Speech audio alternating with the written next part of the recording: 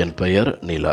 என் வாழ்வில் நிகழ்ந்த அந்த பயங்கரமான உண்மையை மறைக்க நான் ஒவ்வொரு நொடியும் போராடி கொண்டிருந்தேன். வலியால் உடல் துடித்த போது நான் கதறி அழுதேன். ஆனால் என் தாய் என் அலறல் வெளியே கேட்காதவாறு என் வாயை இறுக பொத்திக் கொண்டார்.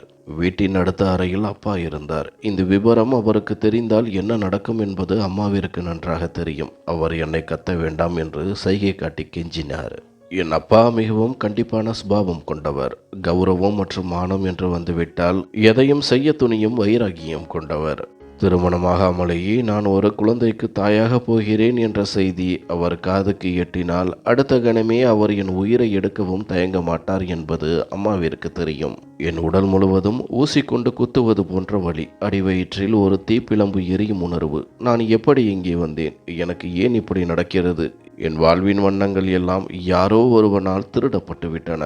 வலியின் உச்சத்தில் என் சுயநினைவை நான் இழந்தேன். கண்கள் இருண்டு போயின. நான் மீண்டும் கண் விழித்து பார்த்தபோது உலகம் முற்றிலும் மாறியிருந்தது. நான் ஒரு அழுக்கடைந்த நடைபாதையில் கிடந்தேன். தரையில் ஒரு கந்தல் துணி மட்டுமே எனக்கு புகலிடமாக இருந்தது. எனக்கு அருகிலேயே ஒரு சிறு குழந்தை பசியால் அழுது கொண்டிருந்தது. என் ஆடைகள் கிழிந்தும் அழுக்காகவும் இருந்தன. என் தலை சுற்றியது. பார்வை மங்கியது. சாலையில் சென்றவர்கள் என்னை பலவிதமாக பார்த்தார்கள்.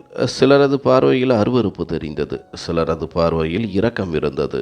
இன்னும் சிலரோ என்னை வெறுப்போடு பார்த்து கடந்து சென்றனர். நான் ஒரு பிச்சைக்காரி என்று முடிவெடுத்த சிலர் என் மீது சில்லறைகளையும் உணவுப் பொட்டலங்களையும் வீசிவிட்டு சென்றனர். அந்த அவமானத்தில் நான் செத்துப்போக வேண்டும் என்று நினைத்தேன். நான் எங்கே இருக்கிறேன்? இதுதான் என் தலையெழுத்தா? அந்த குழந்தை மிகவும் பலவீனமாக இருந்தது. அதன் சுவாசம் மிக மெதுவாக ஏறி இறங்கியது. நடுங்கும் கைகளால் அவனை தூக்கி என் மார்போடு அணைத்து கொண்டேன். அவன் கண்கள் என்னை பார்த்து ஒரு மௌன கேள்வி கேட்டது. நீ யார்? நான் யார்? நானும் அதே கேள்வியை என்னுள் கேட்டுக்கொண்டேன். அம்மா. நான் ஒரு அம்மாவா? அது எப்படி நடந்தது? எப்போது நடந்தது? யாரால் நடந்தது? எனக்கு எதுவுமே நினைவில்லை. யாராவது என்னை வற்புறுத்தி தீண்டிய நினைவுகள் கூட என் மனதில் இல்லை. என் வாழ்க்கையின் அமைதியை சிதைத்த அந்த அரக்கன் யார்? என் நினைவில் மூலையில் ஒரு மங்கலான இரவு மட்டுமே எஞ்சியிருந்தது. சில முகங்கள், உரத்த கேலி சிரிப்புகள், ஒரு கிளாஸ் மது. அதன் பிறகு எல்லாம் இருள்மயம். கடுமையான பனிக்காலம் அது. குளிரில் என் உடல் நடுங்கியது. என் குழந்தையை ஒரு துணியில் சுருட்டி அணைத்து கொண்டேன். என்னை சுற்றியிருந்தவர்களின் பார்வை என் உடலை துளைப்பது போல் இருந்தன. நான் ஏதோ ஒரு பெரும் குற்றவாளியைப் போல உணர வைக்கப்பட்டேன்.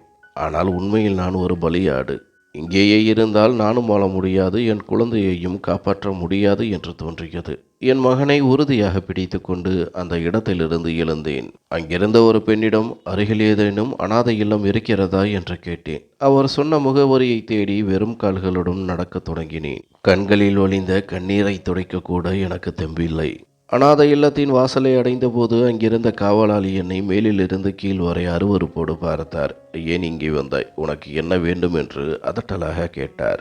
நான் கம்மிய குரலில் எனக்கு ஒரு வேலையும் என் குழந்தைக்கு பாதுகாப்பும் வேண்டும் என்றேன். அவர் உள்ளே இருந்தவர்களை அழைத்தார். அந்த இல்லத்தின் மேலாளர் ஒரு முதிய பெண்மணி. அவர் முகம் மிகவும் தீவிரமாக இருந்தாலும் அவரது கண்கள் மட்டும் ஏதோ ஒரு ஈரப்பதத்தை சுமந்திருந்தன. இது உன் குழந்தையா என்று கேட்டார். நான் மெதுவாக ஆம் என்றேன். குழந்தையின் பெயர் என்ன என்று அவர் அடுத்த கேள்வியை கேட்டார். என் நாக்கு குளறியது. அந்த நிமிடம் வரை அவனுக்கு நான் பெயரே சூட்டவில்லை. சற்றென்று யோசித்து ஆதி, அவன் பெயர் ஆதி என்றேன். அந்த முதிய பெண்மணி எனக்கு ஒரு சிறிய அறையை கொடுத்து அங்குள்ள கழிவறைகளை சுத்தம் செய்யும் வேலையையும் கொடுத்தார். நான் இரவு பகல் பாராமல் உழைத்தேன். தரை துடைப்பது, பாத்திரங்களை கழுவுவது என எதையும் முகம் சுளிக்காமல் செய்தேன். ஆனால் என் மொத்த கவனமும் என் மகன் ஆதி மீதே இருக்கும். அவன் ஒருவன்தான் இப்போது நான் உயிர் வாழ்வதற்கான ஒரே பிடிமானம். சில நேரங்களில் அவனுக்கு உடல்நிலை சரியில்லாமல் போகும். இரவு முழுவதும் உறங்காமல் அவனை மடியில் கிடத்தி அழுவேன். கையில் மருந்து வாங்க பணம் இல்லாத போது தெருவில் கையேந்த கூட நான் தயங்கியதில்லை. அந்த அனாதை இல்லத்தில் இருந்த மற்ற குழந்தைகள் என்னை ஆதியின் அம்மா என்று அழைக்கும் போது என் காயப்பட்ட மனதிற்கு சற்று மருந்தாக இருக்கும். ஆண்டுகள் கடந்தன. ஆனால் அந்த கசப்பான நினைவுகள் மட்டும் என் மனதை விட்டு நீங்கவில்லை. ஒவ்வொரு இரவும் வானத்தை பார்த்து நான் கேட்பது இதுதான். கடவுளே, எனக்கு மட்டும் ஏன் இந்த தண்டனை? நான் செய்த பாவம் என்ன? அல்லது என் வாழ்க்கையை சிதைத்த அந்த பாவி தண்டிக்கப்பட மாட்டானா? தூக்கத்தில் எனக்கு இப்போதும் அதே கனவுகள் வரும். அந்த மங்கலான முகம், அந்த சிரிப்பு, அந்த அத்துமீறல். அலறிக்கொண்டு விழிப்பேன். உடனே பக்கத்தில் உறங்கும் என் மகனை அணைத்துக் கொள்வேன். ஆதி இப்போது வளரத் தொடங்கிவிட்டான். அவனது கண்களில் ஒரு சாயல் தெரிந்தது. அது என் சிதைந்த நினைவுகளிலிருந்து ஏதோ ஒரு முகத்தோடு ஒத்துப்போவது போல் தோன்றியது. அந்த மனிதன் என் கண் முன்னே வந்தால் நான் என்ன செய்வேன்? அவனை அடையாளம் காண முடியுமா? என் மௌனம் கலையுமா? அல்லது இப்போதும் பயந்து நடுங்குவேனோ? காலம் ஓடிக்கொண்டிருந்தது. ஒரு நாள் அனாதை இல்லத்தின் பழைய தரையில் அமர்ந்து ஆதியை மடியில் வைத்து ஆட்டிக்கொண்டிருந்தேன். அப்போது என் கடந்த காலத்தின் ஒவ்வொரு துளியும் என் கண்முன்னே நிழல் ஆடியது. நான் ஒரு காலத்தில் கல்லூரியில் படித்து கொண்டிருந்த பெண். விடுதியில் தங்கி படிப்பது என் பெற்றோரின் கனவு. நாங்கள் ஏழைகள் என்றாலும் எனக்குள் சிறகுகள் கொடுக்க அவர்கள் தயங்கவில்லை. விடுதியில் அவ்வப்போது நடக்கும் கொண்டாட்டங்களில் நான் சேர மாட்டேன். ஆனால் அன்றைய தினம் என் தோழிகள் விடாமல் வற்புறுத்தினார்கள். வானிலா, ஒரு நாள் மட்டும் ஜாலியாக இருக்கலாம் என்றார்கள். அந்த ஒரு நாள் என் வாழ்நாள் முழுவதையும் இருளாக்கும் என்று நான் அறியவில்லை. ஒரு பெரிய அறையில் பார்ட்டி நடந்தது. உரத்த இசை, நடனம் என அந்த இடமே அதிர்ந்தது. நான் ஒரு ஓரமாக அமர்ந்து குளிர்பானம் குடித்து கொண்டிருந்தேன். அப்போது ஒரு தோழி என்னிடம் வந்து, நிலா, இந்த ஜூஸை குடி, இது உனக்காகத்தான் என்று நீட்டினாள். அந்த தோழி கொடுத்த குளிர்பானத்தை நான் தயக்கத்துடன் தான் வாங்கினேன். அதன் சுவை சற்று விசித்திரமாக நாக்கில் கசப்பை ஏற்படுத்தியது. ஆனால் சுற்றி இருந்தவர்கள் எல்லோரும் சிரித்து மகிழ்ந்து கொண்டிருந்தார்கள். சில நிமிடங்களிலேயே என் தலை சுற்ற தொடங்கியது. அறையில் இருந்த பொருட்கள் எல்லாம் ஆடுவது போல தெரிந்தன. இசையின் சத்தம் மெல்ல மெல்ல தேய்ந்து தூரமாக கேட்பது போல் இருந்தது. மறுநாள் நான் கண் விழித்த போது ஒரு மூடிய அறைக்குள் தனியாக கிடந்தேன். அந்த அறையே விரிச்சோடி போயிருந்தது. படுக்கை விரிப்புகள் கசங்கி கிடந்தன. என் உடலில் ஆடைகள் சரியாக இல்லை. கண்கள் வீங்கி இருந்தன. உடல் முழுக்க கடுமையான வலி. என் தொண்டை வரை வந்த அலறல் சத்தம் வெளியே வர முடியாமல் அங்கேயே விக்கலாய் நின்றது. என் உடலில் காயங்கள் இல்லை. ஆனால் என் ஆன்மாவில் ஆறாத வடுக்கள் விழுந்து விட்டன. நடுங்கும் கைகளால் கலைந்திருந்த ஆடைகளை சரி செய்து கொண்டு அந்த அறையை விட்டு வெளியே வந்தேன். என்னை யாரும் தடுக்கவில்லை. யாரும் எதை குறித்தும் கேட்கவும் இல்லை. நேரே விடுதி அறைக்குள் சென்று கதவை தாளிட்டு கொண்டேன். கண்ணாடியின் முன் நின்று என்னை பார்த்தேன். என் முகம் இரத்தமே இல்லாமல் வெளுத்து போயிருந்தது. மறுநாள் எனக்கு கடுமையான காய்ச்சல் ஏற்பட்டது. நான் வகுப்புக்கு செல்லவில்லை. நான் ஏதோ உடல்நலக்குறைவால் பாதிக்கப்பட்டுள்ளேன் என்றுதான் மற்றவர்கள் நினைத்தார்கள். ஆனால் உள்ளுக்குள் நான் செத்து கொண்டிருந்தேன் என்பது யாருக்கு தெரியும்? யாரிடம் எதை சொல்வது? என்னிடம் எந்த ஆதாரம் இருந்தது? நான் சொன்னால் உலகம் யாரை நம்பும்? நிச்சயமாக பழி என் மீது தான் விழும். இந்த சமூகத்தில் பெண் உண்மையை சொல்வதற்கு கொடுக்க வேண்டிய விலை மிக அதிகம். நாட்கள் நகர்ந்தன. ஒரு நாள் என் சுழற்சி நின்றதை உணர்ந்து பதறினேன். என் வயிற்றில் ஒரு விசித்திரமான பாரம் தெரிந்தது. யாரிடமும் சொல்ல முடியாமல் தவித்த நான் ஒரு தோழியின் உதவியுடன் ரகசியமாக பரிசோதனை கருவி ஒன்றை பெற்று சோதித்து பார்த்தேன். 2 சிவப்பு கோடுகள். நான் கருவுற்றிருப்பது உறுதியானது. அதை பார்த்ததும் என் கண்களில் ஒளி மறைந்து போவது போல் இருந்தது. நான் ஒரு தாயாக போகிறேனா? இதை என்னால் நம்பவே முடியவில்லை. மீண்டும் மீண்டும் சோதித்தேன். ஆனால் முடிவு மாறவில்லை. நான் சத்தம் போடாமல் அழுதேன். என் மௌனத்தை நானே சபித்தபடி ஒரு வழியாக துணிச்சலை வரவழைத்து கொண்டு என் அம்மாவுக்கு தகவல் சொன்னேன். அம்மா ஓடி வந்தார். அவரிடம் எல்லா உண்மைகளையும் சொன்னேன். அவர் முன்னால் அமர்ந்திருந்தார். அவர் உதடுகள் நடுங்கின. கண்கள் கீழே குனிந்திருந்தன. அவர் எதையும் பேசவில்லை. இனி இது ஒரு ரகசியம். இது ரகசியமாகவே இருக்க வேண்டும் என்று மட்டும் சொன்னார். நாங்கள் அந்த நகரத்தை விட்டே வெளியேறினோம். தூரத்தில் இருந்த ஒரு சிறிய பகுதிக்கு குடிபெயர்ந்தோம். என் படிப்பை பாதையிலேயே விட்டுவிட்டேன். என் வயிறு வளர வளர பகல் பொழுதுகள் நரகமாகவும் இரவுகள் தூக்கமில்லாத போராட்டமாகவும் மாறின. கண்ணாடியில் என்னை பார்க்கும் பொழுதெல்லாம் நான் குற்ற உணர்வால் குறுகி போனேன். பிரசவ வலி தொடங்கிய போது என்னால் வலியை தாங்க முடியாமல் கத்தினேன். அம்மா என் வாயை பொத்தினார். அப்பாவுக்கு தெரிந்தால் அவர் நம்மை கொன்று விடுவார். சத்தம் போடாதே என்று கெஞ்சினார். ஒரு இருட்டு அறையில் எந்த மருந்தும் இன்றி, மருத்துவர் இன்றி நான் ஒரு குழந்தையை பெற்றெடுத்தேன். ஒவ்வொரு அலறலின் போதும் என் உயிர் பிரிவது போல் இருந்தது. இரத்தம் ஒளிந்தோடியது. மூச்சு திணறியது. ஒரு கட்டத்தில் நான் சுய நினைவை இழந்தேன். மீண்டும் நான் கண் விழித்த போதுதான் அந்த நடபாதையில் கிடந்தேன், கையில் ஒரு குழந்தையுடன். என் அடையாளம் இப்போது ஒரு குற்றவாளி என்பது போல் இருந்தது. ஆனால் உண்மை, நான் ஒரு ஏதுமறியாத அப்பாவி பெண். என் மகன் ஆதியை அணைத்து கொண்டு அனாதை இல்லத்தை நோக்கி நடந்தேன். இது என் பாவங்களுக்கான தண்டனை அல்ல, என் பொறுமைக்கான பலன் என்று எனக்கு நானே ஆறுதல் சொல்லிக் கொண்டேன். அனாதை இல்லத்தின் சுவர்கள் எப்போதும் ஈரமாகவே இருக்கும். மேற்கூரையிலிருந்து தண்ணீர் சுற்றும். ஆனால் என் நெஞ்சில் இருந்த அந்த வடு ஈரத்தை விட கொடுமையானது. ஆதிக்கு அடிக்கடி உடல்நிலை சரியில்லாமல் போகும். அங்கே வேலை செய்த ஒரு வயதான பெண்மணி சில நேரம் ஆதியை பார்த்து பரிதாபப்படுவார். சில நேரம், உன் பையனுக்கு ஏதோ ஒரு தீராத வியாதி இருக்கிறது, இவனை எங்கிருந்து தூக்கி கொண்டு போ என்று எரிந்து விழுவார். என்னிடம் மருந்து வாங்க பணம் இருக்காது. நான் தெருக்களில் அலைவேன். பிச்சைக்காரர்களுடன் அமர்ந்து செல்வந்தர்களிடம் கையேந்துவேன். என் மகன் நோய்வாய்ப்பட்டுள்ளான், மருந்து வாங்க வேண்டும், ஏதாவது கொடுங்கள் என்று கெஞ்சுவேன். அவர்கள் ஏதோ ஒரு சில சில்லறைகளை வீசுவார்கள், அல்லது நான் ஏதோ தொற்று நோய் பிடித்தவள் போல என்னை விட்டு விலகி செல்வார்கள். என் கௌரவம், என் அழகு, என் உடல் என எல்லாவற்றையும் இந்த உலகம் பறித்து கொண்டது. இப்போது எனக்குள் ஒரு மௌனமான அலறல் மட்டுமே கேட்டுக்கொண்டிருந்தது. ஆனால் அதை செவிமடுக்க யாரும் இல்லை. அதை மீது நான் அளவற்ற அன்பு வைத்திருந்தேன். இந்த குழந்தை ஏன் தண்டனை அனுபவிக்க வேண்டும்? இவன் செய்த பாவம் என்ன என்று என் மனம் கதறும். கண்ணாடி முன் நின்று என்னை பார்ப்பேன். வீங்கிய கண்கள், கலைந்த கூந்தல், பொலிவிழந்த முகம். காலமானது என் முகத்தில் ஏதோ ஒரு விஷத்தை எழுதியிருந்தது. என்னை சிதைத்த அந்த பாவியின் முகத்தை நினைவு கூற முயற்சிப்பேன். என்றாவது ஒரு நாள் அவனது முகம் நினைவுக்கு வருமா? அந்த சிரிப்பு, அந்த தீண்டல், எதுவுமே நினைவில் இல்லை. என் மூளையில் ஒரு இருண்ட அறைக்குள் அந்த நினைவுகள் சிறைப்பட்டு கிடந்தன. சாப்பிடுவதற்கு உணவில்லாத நாட்கள் உண்டு. ஆதிக்காக நான் ரகசியமாக சிறிய சாதத்தை வடித்து வைத்துவிட்டு நான் பட்டினியாகவே உறங்குவேன். ஒரு முறை அவனுக்கு கடும் காய்ச்சல், உடல் நெருப்பாய் கொதித்தது. நான் பல மருந்தகங்களுக்கு ஓடினேன், யாரும் உதவவில்லை. கடைசியில் ஒரு மருந்துக்காரர் இறக்கப்பட்டு ஒரு பழைய காய்ச்சல் மருந்து பெட்டியை கொடுத்தார். என் கால்களில் இருந்த கொப்புளங்களை கூட பெரிதுபடுத்தாமல் ஓடி வந்து அவனுக்கு ஓட்டினேன். அவன் உடல்நிலை தெரிய போதுதான் எனக்கு உயிர் வந்தது. மெல்ல மெல்ல நான் அந்த அனாதை இல்லத்தில் இருந்த குழந்தைகளுக்கு பாடம் சொல்லிக் கொடுக்க தொடங்கினேன். ஏபிசிடி கற்பித்தேன். என் மகனின் விதியை விட இவர்களின் விதி நன்றாக இருக்க வேண்டும் என்று வேண்டிக் கொண்டேன். அவர்களை பெற்றவர்கள் கைவிட்டிருக்கலாம், அல்லது உலகம் அவர்களை பறித்திருக்கலாம். அவர்களை பார்க்கும்போது என் அம்மாவை நினைத்துக் கொள்வேன். ஒருவேளை நான் அனாதையாக இருந்திருந்தால் அவரும் என்னை இப்படித்தான் விட்டிருப்பாரோ. ஆனால் அம்மா எனக்காக துணை என்றார். அவர் என் மீது கோபப்படவில்லை. ஆனால் அவர் கண்களில் எப்போதும் ஒரு குற்ற உணர்ச்சி குடிகொண்டிருந்தது. அவர் ஒரு தாயாக மட்டும் இருக்கவில்லை, ஒரு மனைவியாக, ஒரு மருமகளாக, இந்த சமூகத்தில் ஒரு அங்கமாக பல கட்டுப்பாடுகளுக்கு கட்டுப்பட்டிருந்தார். நான் அடிக்கடி அந்த அனாதை இல்லத்தின் ஜன்னல் வழியாக பார்ப்பேன். உலகம் எதை பற்றியும் கவலைப்படாமல் ஓடிக்கொண்டிருக்கும். மக்கள் சிரித்து கொண்டும் தங்கள் மகிழ்ச்சியில் திளைத்து கொண்டும் இருப்பார்கள். ஆனால் அந்த சுவர்களுக்குள் ஒரு மௌனமான ஜீவனின் அலறலை அந்த சுவர்கள் மட்டுமே கேட்டுக்கொண்டிருந்தன. காலத்தின் வேகத்தை நான் கணக்கிட்டதே இல்லை.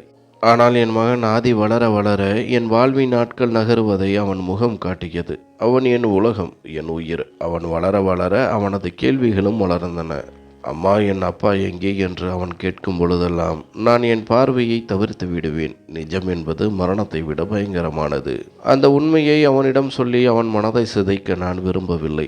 ஆதியின் கண்களில் ஒரு விசித்திரமான பிரகாசம் இருந்தது. அவன் என் காயங்களால் உருவானவன் அல்ல, என் பொறுமையால் செதுக்கப்பட்டவன். ஒரு நாள் அந்த அனாதை இல்லத்தில் ஒரு பரபரப்பு ஏற்பட்டது.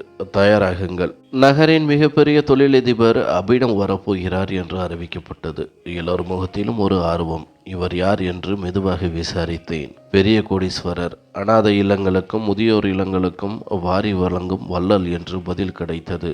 சரி, மற்றவர்கள் போல இவரும் வருவார், சிரித்து கொண்டே சில புகைப்படங்களை எடுத்துக்கொண்டு கிளம்பி விடுவார் என்று நான் நினைத்தேன்.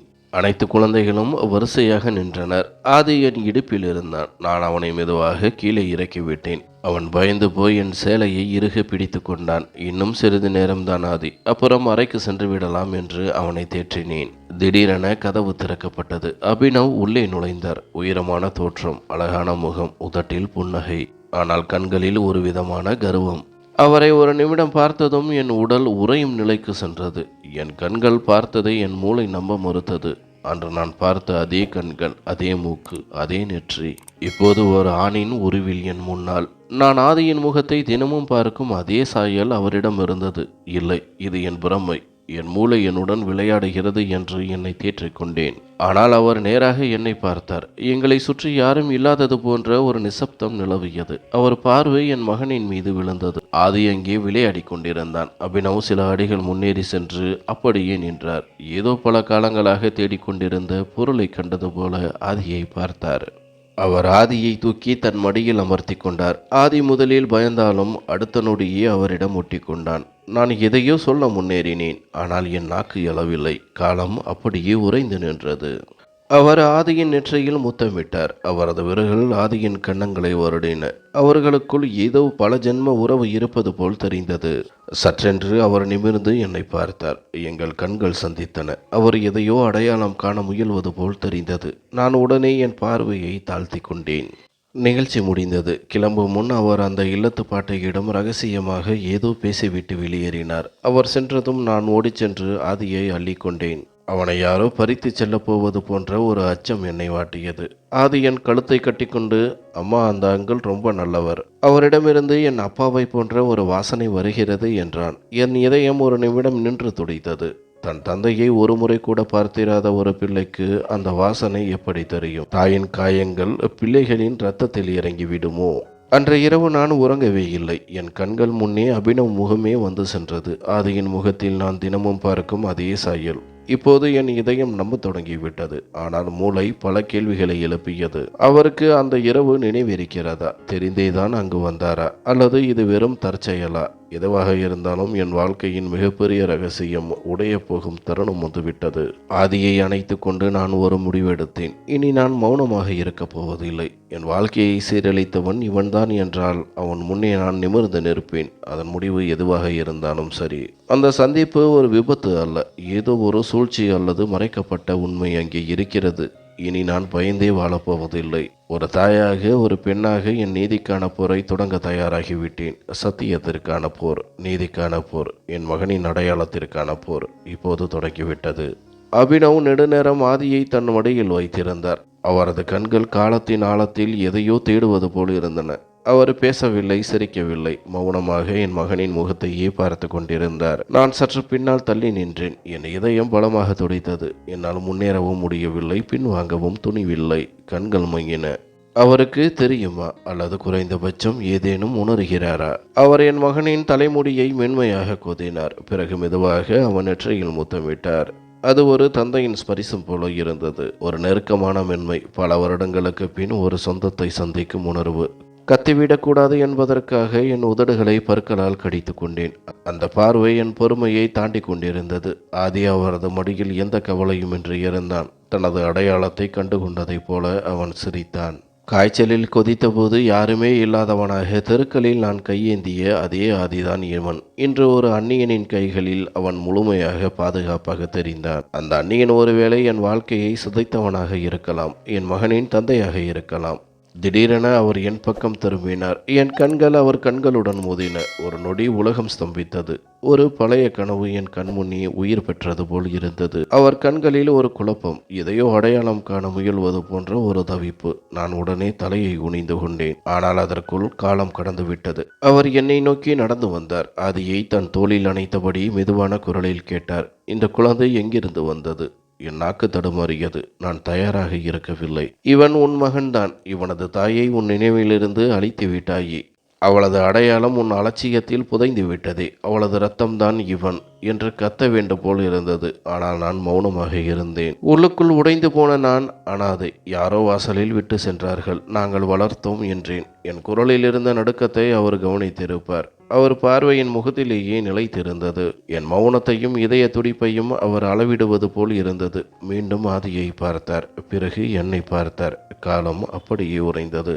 நீ இங்கே எவ்வளவு காலமாக இருக்கிறாய் என்று கேட்டார். சுமார் 4 ஆண்டுகளாக என்று பார்வையை திருப்பிக் கொண்டே சொன்னேன். சிறிது நேரம் மௌனமாக இருந்த அவர் ஆதியை என்னிடம் கொடுத்துவிட்டு ஒரு அடி பின் வாங்கினார். ஆதி அவரை பெரிய மனம் எண்ணாமல் ஏமாற்றத்துடன் பார்த்தான். நான் அவனை என் நெஞ்சோடு அணைத்து கொண்டேன். மூச்சு திணறுவது போல் இருந்தது. அவர் மேலாளரிடம் பேசிவிட்டு சென்றார். ஆனால் போகும் வழியில் மீண்டும் மீண்டும் என்னை திரும்பி பார்த்து கொண்டே இருந்தார். அவர் சென்ற பிறகு என் கால்கள் பலம் இழந்தன. ஆதியை தூக்கி கொண்டு அறைக்குள் சென்றேன். கதவை தாளிட்டு தரையில் அமர்ந்து கதறி அழுதேன். அன்று அந்த அறையில் எனக்கு நடந்த அதே அநீதி மீண்டும் என் நினைவுக்கு வந்து சித்திரவதை செய்தது. ஆதியின் நெற்றியில் முத்தமிட்டே சொன்னேன், மகனே, உன் நிஜம் ஒரு நாள் உன் முன்னே வந்து நிற்கும். அன்று என் மௌனம் உடையும். மறுநாள் மேலாளர் வந்து என்னிடம் சொன்ன விஷயம் என்னை அதிர வைத்தது. மல்கோத்ரா சார் உங்களுடைய வேலையை மிகவும் பாராட்டியுள்ளார். நீ குழந்தையை கவனித்துக் கொள்வதையும் அவர்களின் பராமரிப்பில் முக்கிய பங்கு வகிப்பதையும் அவர் விரும்புகிறார். மீண்டும் அதே பதற்றம். அவர் என்னை தெரிந்து கொள்ள முயல்கிறாரா அல்லது இது வெறும் உபகாரமா? அவர் என்னை அருகில் அழைக்கிறாரா அல்லது அவர் என் மீது கண் வைக்கிறாரா? என்னிடம் பதில்கள் இல்லை, கேள்விகள் மட்டுமே இருந்தன. அப்போதிலிருந்து ஒவ்வொரு 2வது வாரமும் அபினவ் அனாதை இல்லத்திற்கு வருவது வழக்கமானது. அவர் வருவார், குழந்தைகளுடன் பழகுவார், என் மகனை தூக்கி வைத்துக் கொள்வார், என்னை பார்ப்பதை தவிர்ப்பார். ஆனால் அவர் கண்கள் எப்போதும் என்னை தேடுவதை நான் அறிவேன். ஒரு நாள் அவர் என்னிடம் வந்து யதார்த்தமாக பேச்சு கொடுத்தார். நீங்கள் இங்கே எப்போது முதல் இருக்கிறீர்கள்? ஆதி இங்கே வந்தது முதல் நானும் இருக்கிறேன் என்றேன். அவர் தலையை குனிந்தபடி, அந்த குழந்தை விசித்திரமானது, ஒவ்வொரு குழந்தையும் ஒரு அடையாளம், ஒரு நினைவு என்று சொல்லிவிட்டு நகர்ந்தார். அவர் காலடி சத்தம் நெடுநேரம் என் காதுகளில் ஒலித்து கொண்டே இருந்தது. என் இதயத்தில் இப்போது பயம் மட்டுமல்ல, ஒரு பழைய வலியும் மீண்டும் துளிர்க்க தொடங்கியது. அந்த இரவு, அந்த அறை, கலைந்த கூந்தல், அந்த இருட்டு நிழல், என் நினைவுகள் இப்போது விஷமாக பரவத் தொடங்கின. அவர் ஆதியை தொடும் பொழுதெல்லாம் என் இதயத்தின் சுவர்கள் அதிர்ந்தன. என் வாழ்க்கையை ஒரு நொடியில் சிதைத்தவன் இவன்தான் என்ற எண்ணத்திலிருந்து என்னால் தப்பவே முடியவில்லை. ஆதி உறங்கும் போது அவன் முகத்தை பார்ப்பேன். அதே கண்கள், அதே சிரிப்பு, எல்லாம் அபினவ் போலவே இருந்தது. காலம் என் கனவுகள் மீது மண்ணை போட்டிருக்கலாம், ஆனால் அந்த மண்ணுக்கு அடியில் புதைந்திருந்த உண்மை இப்போது தன்னை வெளிக்காட்டிக் கொள்ள துடித்தது. நினைவுகளை அமுக்கலாம், ஆனால் அழிக்க முடியாது. இந்த உண்மை இப்போது ஒரு தூக்கு கயிறு போல என்னை நெரிக்க தொடங்கியது. ஒருவேளை இவன்தான் அவன் என்றால், அவனுக்கு அதை நினைவில் இல்லை என்றால் நான் என்ன செய்ய முடியும்? என்னிடம் வீடியோ ஆதாரமோ அல்லது வேறு சாட்சிகளோ இல்லையே. என் காயங்களும் ஆதியின் முகமும் தான் பெரிய சாட்சி. ஆனால் இந்த உலகம் இதை நம்புமா அல்லது என் மீதே பழி சுமத்துமா? இரவின் மௌனத்தில் என் மகனை அணைத்து கொண்டு யோசிப்பேன். இயற்கை நீதிக்காக ஒரு வழியை வைத்திருக்கும். உண்மை தானாக வெளிவரும் காலம் வெகு தூரத்தில் இல்லை. இப்போது நான் பலவீனமாக இருக்கப் போவதில்லை. என் பலவீனத்தை என் பலமாக மாற்றத் தொடங்கினேன். குழந்தைகளுக்கு நல்ல விஷயங்களை கற்றுக் கொடுக்க ஆரம்பித்தேன். எனக்கான நீதியை பெற தயாரானேன். ஆதியுடன் காலம் வேகமாக ஓடிக்கொண்டிருந்தது. ஒவ்வொரு முறை அபினவ் மல்கோத்ரா வரும் பொழுதெல்லாம் நான் என்னை இன்னும் பலப்படுத்திக் கொண்டேன். ஒருவேளை என்றாவது ஒரு நாள் நான் உண்மையை சொல்ல வேண்டியிருக்கும். யாரிடமும் மண்டியிடக்கூடாது என்பதில் உறுதியாக இருந்தேன். என்னிடமிருந்து நானே உண்மையை மறைப்பதை நிறுத்த வேண்டிய காலம் வந்துவிட்டது. உண்மையை மறைப்பது கடினமல்ல, ஆனால் அதை அறிந்தவர் உலகில் ஒருவரே இருப்பதுதான் மிகப்பெரிய பாரம். இப்போது எனக்கு முழு நம்பிக்கை வந்துவிட்டது. அபினவ் முகத்தை பார்க்கும்போது அதில் என் காயங்களின் பிரதிபலிப்பையே நான் காண்கிறேன். ஆரம்பத்தில் மாதம் ஒரு முறை வந்த அபினவ் இப்போது வாரத்திற்கு ஒரு முறை வரத் தொடங்கினார். முதலில் இது அனாதை இல்லத்து குழந்தைகளுக்கு செய்யும் உதவி என்று தோன்றினாலும் காலப்போக்கில் அவருக்கு ஆதி மீது அதிக ஆர்வம் இருப்பது வெளிப்படையாக தெரிந்தது. அவர் எல்லா குழந்தைகளையும் சந்திப்பார், ஆனால் ஆதிக்காக மட்டும் விசேஷ பரிசுகளை கொண்டு வருவார். வண்ணமயமான பொம்மைகள், கம்பளி ஆடைகள், சாக்லேட்டுகள் மற்றும் கதை புத்தகங்கள் என ஆதியின் உலகம் அவரோடு நிறைய தொடங்கியது. அவர் ஆதியை தூக்கி கொஞ்சுவார், அவனோடு விளையாடுவார். ஆதியின் சிரிப்பை பார்த்து அவரும் புன்னகைப்பார். அந்த நேரங்களில் அவர் என்னை ஒரு ஆழமான பார்வையால் பார்ப்பார். அந்த பார்வையில் 1000 கேள்விகளும் சொல்லப்படாத ஒரு அடையாளமும் கலந்திருக்கும். அவர் நெருங்கி வர முயல நான் அவ்வளவு தூரம் பின்வாங்கினேன். என் மகனை என் அணைப்பிற்குள் புதைத்து கொண்டு அவருக்கு முன்னால் ஒரு சுவர் போல நின்றேன். என் வாழ்க்கையை சிதைத்தவன் இவனாக இருக்கலாம், இவனை ஒருபோதும் நம்பக்கூடாது என்று எனக்குள்ளேயே எச்சரித்து கொண்டே இருந்தேன். ஆனால் எதிரே இருப்பவர் ஒவ்வொரு நாளும் தன் குணத்தால் மாறும்போது இதய மூளையின் பேச்சை தட்டத் தொடங்கியது. அபினவ் நான் சொல்வதை அமைதியாக கேட்பார். குழந்தைகளுக்கு வேண்டிய உதவிகளை செய்வார். சில நேரங்களில் என் தனிப்பட்ட வாழ்க்கையை பற்றி தெரிந்து கொள்ள விரும்புவார். ஆதிக்கு எப்போது காய்ச்சல் வந்தது, எந்த மருந்தால் குணமாகினான், நீ எங்கே படித்தாய், இங்கே எப்படி வந்தாய் என பல கேள்விகளை கேட்பார். நான் சாதாரணமான பதில்களையே அவருக்கு கொடுத்தேன். என்னை ஒரு எளிய பெண்ணாகவே காட்டிக்கொண்டேன். ஆனால் எனக்குள் ஒரு பெரும் போர் நடந்து கொண்டிருந்தது. அவர் கண்களில் இப்போது ஒரு நேர்மை தெரிந்தது. பொய்களை சுமக்க முடியாத ஒரு கசப்பான உண்மை தெரிந்தது. அவர் எதையும் மறைப்பவர் போல் தெரியவில்லை. ஆனாலும் என் இதயத்தில் வளர்ந்து வரும் ரணம் யாராவது தொட்டால் மீண்டும் ரத்தம் சிந்தும் என்பதால் நான் எச்சரிக்கையாகவே இருந்தேன். ஆதி இப்போது அவரோடு மிகவும் நெருக்கமாகிவிட்டான். அவரை அங்கிள் என்று அழைப்பதும் அவருக்காக படங்கள் வரைவதும் அவனுக்கு பிடித்தமான ஒன்றாக மாறியது. ஒரு தந்தை என்பவன் யாரென்றே தெரியாத ஆதிக்கு அந்த அன்பு ஒரு அந்நியனிடமிருந்து தன்னிச்சையாக கிடைத்தது. இந்த மாற்றத்தை என்னால் சகித்து கொள்ளவும் முடியவில்லை, தடுக்கவும் முடியவில்லை. என் மகன் தன் வாழ்வை சிதைத்தவனையே தந்தையாக ஏற்றுக்கொண்டானே என்று நினைக்கும் போது என் மனம் கதறும். ஒரு நாள் அபினவ் என்னிடம் மெதுவான குரலில் சொன்னார், நிலா சில நேரங்களில் எனக்கு தோன்றுகிறது இந்த குழந்தை என்னுடையவன் என்று. அவர் சொன்னதை கேட்டதும் என் இதயம் துடிக்க மறந்தது. நான் தலையை குனிந்தபடி மௌனமாக நின்றேன். என் நெஞ்சில் யாரோ ஒரு பெரிய பாறாங்கல்லை ஏற்றி வைத்தது போன்ற உணர்வு. அவர் உண்மையைத்தான் சொல்கிறார் என்று எனக்கு தெரியும். ஆனால் அது அவருக்கு எப்படி தெரிந்தது? நான் இத்தனை ஆண்டுகள் புதைத்து வைத்த உண்மையை நோக்கி இயற்கை அவரை இழுத்து செல்கிறதா, அல்லது இது வெறும் உணர்ச்சிகரமான ஒரு எண்ணமா? அடுத்த நாள் ஆதியை தூங்க வைத்துவிட்டு நான் மொட்டை மாடிக்கு சென்றேன். அங்கிருந்து வானத்தை பார்த்தேன். அதே வானத்தின் கீழே தான் என் வாழ்க்கை ஒரு முறை பறிபோனது. இப்போது அதே வானம் ஒரு புதிய ஆரம்பத்திற்கு சாட்சியாக போகிறதா? எனக்குள்ளேயே சில கேள்விகளை கேட்டுக்கொண்டேன். அவன்தான் குற்றவாளி என்றால் என்னால் அவனை மன்னிக்க முடியுமா? ஒருவேளை அன்று நடந்த எதுவுமே அவனுக்கு நினைவில் இல்லை என்றால் அவன் உண்மையிலேயே குற்றவாளியா? என் இதயத்தில் அன்பிற்கும் வெறுப்பிற்கும் இடையே இருந்த சுவர் மெல்ல மறையத் தொடங்கியது. ஒருவேளை அந்த இரவு அவருக்கு ஒரு சாதாரண தருணமாக இருக்கலாம், ஆனால் எனக்கு அது ஒரு தீராத துயரம். ஒருவேளை அவர் போதையில் இருந்திருக்கலாம், அல்லது எதையும் அறியாத நிலையில் இருந்திருக்கலாம். இந்த எண்ணம் என் கோபத்தை சற்று குறைத்தது. ஆனால் அவருக்கு எல்லாம் தெரிந்து மறைக்கின்றாரோ என்ற சந்தேகமும் எழுந்தது. இதயத்திற்கும் மூளைக்கும் போர் நடக்கும் போது மௌனம் மட்டுமே சிறந்த ஆயுதம். நான் அதையே செய்தேன். மௌனமாக அபினவ் வருவதை பார்த்தேன். அதையுடன் அவர் குஞ்சுவதை கண்டேன். உள்ளுக்குள் நான் எரிந்து கொண்டிருந்தாலும் காலம் யாருக்காகவும் காத்திருப்பதில்லை. இதயம் யாருடைய சொல்லையும் கேட்பதில்லை. ஏதோ ஒரு பெரிய உண்மை வெளிப்படப் போகிறது என்பது மட்டும் எனக்கு புரிந்தது. ஒரு நாள் அபினவ் அனாதை இல்லத்திற்கு வந்தபோது என்னிடம் சொன்னார், நிலா, ஆதி எனக்கு மிகவும் நெருக்கமானவனாகிவிட்டான். அவன் முகத்தில் ஏதோ ஒன்று எனக்கு நிம்மதியை தருகிறது. அதேபோல் உன்னிடமும் ஏதோ ஒன்று இருக்கிறது. அது என்னை ஒரு குழப்பத்திற்குள்ளேயே வைத்திருக்கிறது. நான் மௌனமாக இருந்தேன். சில கேள்விகளுக்கு பதில் சொல்லாமல் இருப்பதே நல்லது என்று மட்டும் சுருக்கமாக சொன்னேன். அவர் தன் பார்வையை தாழ்த்தி கொண்டார். அந்த சங்கடமான கேள்விகளிலிருந்து அவரும் தப்பிக்க விரும்புவது போல் தெரிந்தது. அவர் மனதில் எனக்கான ஒரு பாச விதை ஊண்டப்பட்டிருப்பதை நான் அறிந்தேன். அது வெறும் பரிதாபம் மட்டுமல்ல, ஏதோ ஒரு பெரிய உண்மையின் தொடக்கம். பகல் நேரங்களில் ஆதியை கவனிப்பது, குழந்தைகளுக்கு பாடம் எடுப்பது என நான் பிஸியாக இருந்தேன். ஆனால் இரவு நேரங்களில் தனிமையில் இருக்கும்போது அந்த பழைய கருப்பு நிழலும் முகமும் என்னை வந்து சுற்றி கொள்ளும். இப்போது என் மனது அவர் பக்கம் சாயத் தொடங்கியது. ஒருவேளை இவன்தான் அவன் என்றால் இவனுக்கு ஒரு வாய்ப்பு கொடுக்கலாமே என்று இதயம் சொன்னது. ஒருவேளை அவரும் ஏதோ ஒரு காயத்தோடு வாழ்ந்து கொண்டிருக்கலாம். உள்ளுக்குள் ஒரு மௌனம் இருக்கிறது. அது கதறி எழ துடிக்கிறது. என்னிடமிருந்து நீ எதை மறைக்கிறாய் என்று அவர் கேட்டபோது என் இதயம் ஒரு நிமிடம் துடிக்க மறந்தது. என் நாக்கில் வந்து நின்ற உண்மையை வெளியே தள்ள முயன்றேன். ஆனால் வார்த்தைகள் வரவில்லை. இந்த குழந்தை உன்னுடையதுதான். நீ அறியாமல் என் வயிற்றில் வளரவிட்ட விதைதான் இது. நீ மறந்துவிட்ட அந்த இரவை நான் ஒவ்வொரு நாளும் நரகமாக வாழ்ந்து கொண்டிருக்கின்றேன் என்று கத்த தோன்றியது. ஆனால் என் மௌனம் என்னை சங்கிலியால் பிணைத்திருந்தது. அவர் ஒரு பெரிய தொழிலதிபர், செல்வாக்கான மனிதர். நான் உண்மையை சொன்னால் இந்த சமூகம் என்னை ஏற்குமா, அல்லது என் மீதே மீண்டும் பழி விழுமா? இந்த அச்சமே என் குரலை ஒடுக்கியது.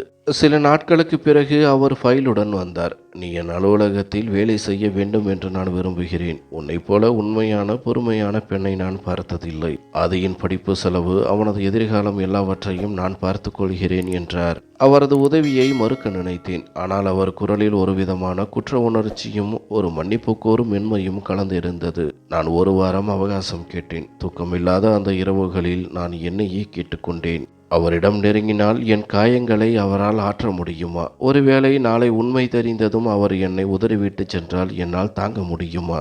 வாழ்க்கை எனக்கான முடிவை எடுத்தது. திடீரென ஆதிக்கு கடுமையான காய்ச்சல் ஏற்பட்டது. அவசரமாக மருத்துவமனைக்கு கூட்டிச் சென்றேன். மருந்து வாங்க பணம் இல்லை. கடைக்காரரிடம் கெஞ்சினேன். அவர் கடனாக தர மறுத்துவிட்டார். என் கண்களில் கண்ணீர் பெருகியது. அப்போது ஒரு கார் வந்து நின்றது.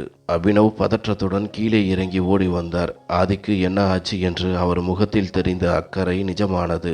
மருந்து சீட்டை வாங்கி கொண்டு ஓடிச் சென்றவர் மருந்துகளுடன் வந்து ஆதியை தன் கைகளாலேயே அள்ளி அணைத்து கொண்டு வார்டிற்கு சென்றார். அன்று என் உலகம் ஆடியது. யாரை நான் கொடூரமானவன் என்று நினைத்தேனோ அவரே இன்று என் காயங்களுக்கு மருந்தாகி கொண்டிருந்தார். இவன்தான் அவன். ஆனால் அன்று இருந்த மனிதன் இப்போது இல்லை. காலம் இவனை மாற்றி இருக்கிறது என்று எனக்கு நானே சொல்லிக்கொண்டேன். நான் அவரது அலுவலகத்தில் வேலையில் சேர்ந்தேன். அவர் எனக்கு வேலைகளை கற்றுக் கொடுத்தார். என் பேச்சை கவனித்தார். ஆனால் அவர் கண்களில் தினமும் அதே கேள்வி இருந்தது. உண்மையை சொல்வாயா? ஒவ்வொரு நாளும் அவர் எனக்காக செய்யும் சிறு சிறு உதவிகள் என் மௌனத்தை வெட்கப்பட வைத்தன. எனக்கான உணவு, மாலை நேர தேநீர், அதற்கான பிரத்யேக ஆசிரியர்கள் என என் மொத்த பொறுப்பையும் அவர் சுமக்க தொடங்கினார். அவர் என்னிடம் ஒரு முறை சொன்னார், உன் கண்களை பார்க்கும்போது ஏதோ ஒரு விஷயம் என்னை எனக்கே வெட்கப்பட வைக்கிறது. ஏன் அப்படி என்று எனக்கு தெரியவில்லை. அவர் சொன்ன ஒவ்வொரு உண்மையையும் எனக்குள் இருக்கும் உண்மையை வெளியே கொண்டு வர துடித்தது. ஆனால் என் உதடுகள் இன்னும் ஒட்டியே இருந்தன. இப்போது அவர் எனக்கு ஒரு பழைய கருப்பு நிழல் மட்டுமல்ல, என் மகனின் பிரகாசமான எதிர்காலமாக தெரிந்தார். ஆனாலும் ஒரு பயம் மட்டும் எஞ்சி இருந்தது. உண்மையை சொன்னால் இப்போது கிடைத்திருக்கும் இந்த நிம்மதி பறிபோய் விடுமோ? உலகம் மீண்டும் என்னை ஒரு குற்றவாளியாகவே பார்க்குமோ? வெறுப்பை விட இப்போது என் மனதில் காதல் துளிர் விட தொடங்கியது. தெரியாமல் என் மனதின் ஆழத்தின் அவர் விதைத்த அந்த அன்பு விதை இப்போது மௌனமாக வளர்ந்து நின்றது. சில உண்மைகள் உதட்டிற்கு வரும் முன் இதயத்தை தயார் செய்ய வேண்டும். நான் அதற்கான தயாரிப்பில் இருந்தேன். ஒரு நாள், ஒரு நிமிடம் எல்லாவற்றையும் மாற்றப்போகும் அந்த தருணம் வந்தது. அலுவலக வேலைப்பளு அதிகமாக இருந்தது. ஒரு நாள் மேலாளர் பழைய ஃபைல் ஒன்றை என்னிடம் தந்து, நிலா, இதில் இருக்கும் பழைய பதிவுகளை சுத்தம் செய், தேவையற்றதை தூக்கி போடு என்றார். நான் அந்த பழைய காகித குவியல்களை பிரிக்க தொடங்கினேன். பல காகிதங்கள் கசங்கியும் சிலவற்றில் கரை படிந்தும் இருந்தன. அப்போது நீல நிற கோப்பு ஒன்று என் கையில் சிக்கியது. அதை பிரித்தபோது உள்ளே ஒரு வெள்ளை நிற உரையில் தடித்த எழுத்தில் ரகசியம் பதிவிற்கு மட்டும் என்று எழுதப்பட்டிருந்தது. என் இதயம் வேகமாக துடித்தது. உரையை திறந்தேன். உள்ளே 3 காகிதங்கள் இருந்தன. முதல் காகிதம் ஒரு டிஎன்ஏ டெஸ்ட், ஆய்வகத்தின் ரசீது. 2வது அதன் அறிக்கை. 3வது அதன் விபரம். கண்களை கசக்கிக் கொண்டு ஆழ்ந்து வாசித்தேன். அதில் எழுதப்பட்டிருந்தது, சோதனை செய்யப்பட்டவர் ஆதி, குழந்தை, தந்தை என கருதப்படுபவர் அபினவ். முடிவு 99.9% பொருத்தம். அதை படித்ததும் என் கைகள் நடுங்கின. மூச்சு நின்றுவிடும் போல் இருந்தது. அறைக்குள் நிசப்தம் நிலவினாலும் எனக்குள் ஒரு பெரிய இடி இடித்தது. அந்த ஒரு காகிதம் என் கைகளை சுடுவது போல் இருந்தது. என்னால் நெருக்க முடியாமல் தரையில் அமர்ந்து விட்டேன். பல வருடங்களாக என் மனதில் இருந்த சந்தேகம் என்று ஒரு காகித ஆதாரமாக என் கண் முன்னே நின்றது. ஆதி அபினவின் மகன் என்பது உறுதி செய்யப்பட்டு விட்டது. ஆதியின் ஒவ்வொரு சிரிப்பும் அசைவும் ஏன் அவரை போலவே இருக்கிறது என்பதற்கான விடை இப்போது என் கையில். அந்த இரவு, அந்த போதை, அந்த மங்கலான நிழல், இப்போது எல்லாவற்றிற்கும் ஒரு முகம் கிடைத்து விட்டது. அது அபினவ். யாரோ ஒருவர் ரகசியமாக இந்த சோதனையை செய்திருக்கிறார்கள். ஒருவேளை இங்கிருந்து ஏதேனும் ஒரு வேளையால் சந்தேகத்தின் பேரில் இதை செய்திருக்கலாம். ஆனால் உண்மையை சொல்ல துணிவில்லாமல் இந்த கோப்பில் அதை புதைத்திருக்கிறார்கள். அபினவ், இதை சொல்ல வேண்டுமா? உன் தொலைந்து போன அடையாளத்தை என்னிடமும் என் மகனிடமும் தேடினாயே, இதோ பார் உண்மையை என்று கத்த தோன்றியது. நான் யாரை நேசிக்க தொடங்கினேனோ அவரே என் வாழ்வின் ரணங்களுக்கு காரணமானவர். நடைபாதையில் நான் பிச்சை எடுத்தபோது, என் மகன் பசியால் வாடிய போது, சொகுசு காரில் சென்ற அவனது தந்தைதான் இதற்கு பொறுப்பு. அடுத்த நாள் அபினவ் எப்போதும் போல குழந்தைகளுக்கு பரிசுகளுடனும் ஆதிக்கு பொம்மைகளுடனும் வந்தார். என்னை பார்த்து மென்மையாக புன்னகைத்தார். ஆனால் இப்போது நான் பழைய நிலா இல்லை. அவருக்கு தெரியாத ஒரு ரகசியம் எனக்கு தெரியும். அந்த உண்மை என்னை அச்சுறுத்தியது. உண்மை என்பது நேரத்திற்காக காத்திருக்காது, அதுவே நேரத்தை உருவாக்கும். இப்போது அந்த நேரம் என் வாசலில் நின்றது. அபினவ் அலுவலக அறையில் தனியாக இருந்தார். நான் அறைக்குள் நுழைந்து கதவை தாளிட்டேன். என் கையில் அந்த நீல நிற கோப்பு இருந்தது. என் நடையில் ஒரு நடுக்கம் இருந்தாலும் கண்களில் ஒரு உறுதி இருந்தது. அவர் நிமிர்ந்து என்னை பார்த்தார். அவர் ஒரு வார்த்தை கூட பேசவில்லை. அந்த புகழ்பெற்ற தொழிலதிபர், என் மகனின் தந்தை, என் வாழ்வை சிதைத்த அந்த அப்பாவி குற்றவாளியின் முன்னால் அந்த கோப்பை வைத்தேன். பிறகு அமைதியாக அவருக்கு எதிரே இருந்த நாற்காலியில் அமர்ந்தேன். அவர் என்னை பார்த்தார். பின் அந்த கோப்பை திறந்தார். சில நொடிகள் அதை வாசித்தார். அவரது முகபாவனங்கள் மாறின. அவரது கண்கள் ஒரு இடத்தில் நிலைத்து நின்றன. அந்த அறையில் நிலவிய மௌனம் மரணத்தை விட கொடூரமானதாக இருந்தது. அந்த 99.9% பொருத்தம் என்ற வரிகளில் மேல் அபினவின் விரல்கள் உறைந்து நின்றன. அவர் முகத்தில் ஒரு குளிர்ந்த அதிர்ச்சி அலை பரவியது. நிமிர்ந்து அமர்ந்து அந்த அறிக்கையை மீண்டும் ஒரு முறை மிக கவனமாக வாசித்தார். காலடையில் இருந்த பூமி நழுவுவது போன்ற ஒரு திகைப்பு அவர் முகத்தில் தெரிந்தது. நான் ஒரு சிலையாக மௌனமாக நின்றேன். கடைசியில் மிக மெதுவான குரலில் அவர் பேசினார். எனக்கு நினைவிருக்கிறது. அவர் கண்கள் கலங்கின. அந்த இரவு நான் போதையில் இருந்தேன். பார்ட்டியில் யாரோ எனக்கு ஏதோ ஒன்றை குடிக்க கொடுத்தார்கள். அதன் பிறகு நான் என்ன செய்தேன், யாருக்கு துரோகம் செய்தேன் என்று எனக்கு தெரியவில்லை.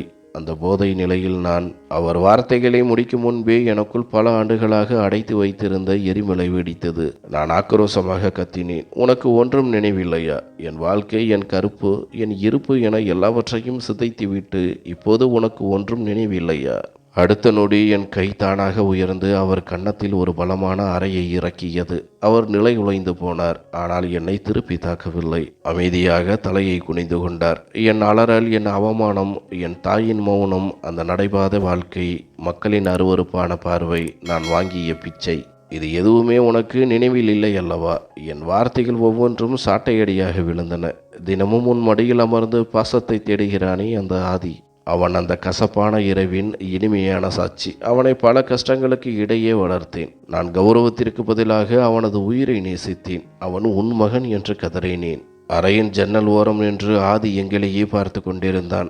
அபினவ் மெதுவாக கதவை திறந்து அவனை உள்ளே அழைத்தார். அவனை தூக்கி தன் மார்போடு அணைத்து கொண்டார். அவர் அழுது கொண்டே சொன்னார், அந்த இரவின் குற்றவாளி நான் தான் என்பதை இப்போது உணர்கிறேன். நான் தெரியாமல் செய்த பாவமாக இருந்தாலும் இந்த பழி என்னை சேரும். ஆனால் இந்த நிமிடம் முதல் இந்த குழந்தை என்னுடையவன். இவன்தான் என் எல்லாம். அவர் குரல் நடுங்கியது. உன் வாழ்க்கையை நான் பறித்தேன் நிலா. அதை மீண்டும் உன்னிடம் என்னால் ஒப்படைக்க முடியாமல் இருக்கலாம். ஆனால் ஆதியின் தந்தையாக அவனுக்கு கிடைக்க வேண்டிய எல்லா உரிமைகளையும் நான் தருவேன். நீ தனியாளாக பட்ட கஷ்டங்களை இனி நான் சுமக்கிறேன். என் கண்கள் குளமானது. இத்தனை ஆண்டுகால வெறுப்பு ஒரு மனிதனின் உண்மையான வருத்தத்தால் கரைந்து போனது. இது காதலா அல்லது இரக்கமா என்று எனக்கு தெரியவில்லை. ஆனால் இதில் ஒரு தூய்மையான உண்மை இருந்தது. தவறை ஒப்புக்கொள்ள துணியும் ஒரு தந்தை அங்கே நின்றார். அபினவ் ஆதியை அணைத்தபடி என்னிடம் சொன்னார், நிலா, நான் உன்னிடம் மன்னிப்போ அல்லது மறுவாய்ப்போ கேட்க மாட்டேன். ஆனால் என் மகனிடமிருந்து அவனது தந்தையின் அன்பை பறிக்காதே. அவனுக்கு என் நிழலும் பாசமும் கிடைத்தால் போதும். நான் அமைதியாக இருந்தேன். உண்மை வெளிச்சத்திற்கு வரும்போது இருள் விலகித்தான் ஆக வேண்டும். ஒருவேளை நாங்கள் இணைவோம் என்று நான் நினைக்கவில்லை. ஆனால் என் மகன் இனி அனாதை அல்ல. அவனுக்கு ஒரு தந்தை கிடைத்து விட்டார். நானும் இனி ஒரு பலவீனமான தாய் அல்ல. உண்மையை எதிர்கொண்டு அதில் வெற்றி பெற்ற ஒரு பெண். அபினவ் ஆதியின் வாழ்க்கையை மாற்றியது போலவே என் வாழ்க்கையையும் மாற்றினார். ஒரு நாள் அவர் என்னிடம் வந்து சொன்னார், நிலா, நான் உன்னை திருமணம் செய்து கொள்ள விரும்புகிறேன். உன்னையும் என் மகனையும் கௌரவமாக என் வீட்டிற்கு அழைத்து செல்ல விரும்புகிறேன். உனக்காக இந்த உலகத்தையே எதிர்த்து போராடுவேன். தயவு செய்து என்னை மன்னித்து விடு. என் மகனும் கண்களில் தேங்கிய நீருடன் என்னை பார்த்து, அம்மா, அப்பாவை மன்னித்து விடுங்கள் என்று முதல் முறையாக கேட்டான். என் மகன் கேட்ட அந்த ஒரு வார்த்தைக்காக நான் அபினவை மன்னித்தேன். அபினவிற்கும் எனக்கும் திருமணம் நடந்தது. இப்போது நான் அவரோடு ஒரு அழகான அமைதியான வாழ்க்கையை வாழ்ந்து கொண்டிருக்கின்றேன்.